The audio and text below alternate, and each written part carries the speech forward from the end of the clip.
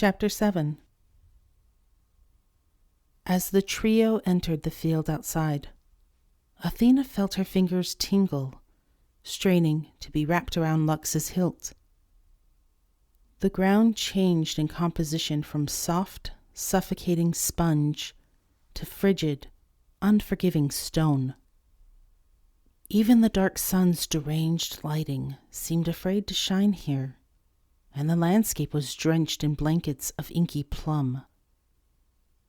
Where the air inside the city had been empty, lacking both warmth and chill, the air outside of the city bit savagely into Athena's flesh, like jagged razor blades composed of ice. Looking around, Athena saw dead trees reaching naked branches into the empty sky. She saw withered bushes, crowded with skeletal creatures who scowled at her resentfully, silently hating her. Underneath her feet, she could feel the grass, and she could hear the soft crunching of foliage. Looking at the landscape, she saw the grass she had stepped through was a sharp shade of silver, spiking out of the ground like tiny javelins. "We do not belong here," Glaukopis sighed, his energy seeming more drained than it ought to have been.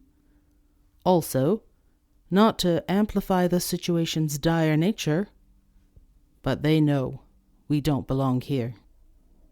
In the air, the clouds Athena had noticed before proceeding into the field were moving. Occasionally, one floated near her. When it did, she could hear a tormented howling coming from its depths. It reminded her that she should not be there. It told her she was a failure, and that her only purpose for coming here was to fail. It threatened to swallow her, making her part of the environment she despised. There was nothing but venom and hatred in those clouds. "Are you all right, my friend?" Athena asked Glaukopis, concerned for his state of mind. "I am not," Glaukopis answered honestly. "The tether that holds me to the living world is growing strained. It pulls at me more the longer we stay in the aether. My energy is attempting to compensate for the extra toll that has been placed upon it, keeping the two of us both grounded. I fear that should we stay here for much longer, I will not be able to completely return to the world of the living." Athena considered her friend's words. Glaukopis was her oldest and most faithful companion. She did not know who she was without him any longer. The two of them had formed a symbiotic binding. His cold, cynical view of reality juxtaposed her more charitable view, which allowed for a balanced experience. Time had changed Glaukopis, as it had all of them. There had been a time before the exile of Olympus when he had joked and laughed.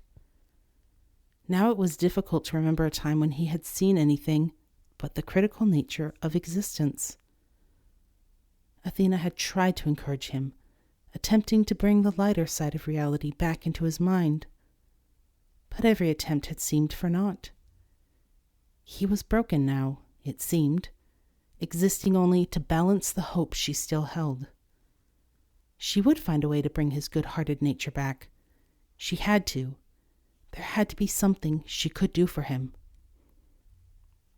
"Glaukopis," she pleaded, "if this quest is too hard on you, we can abandon it.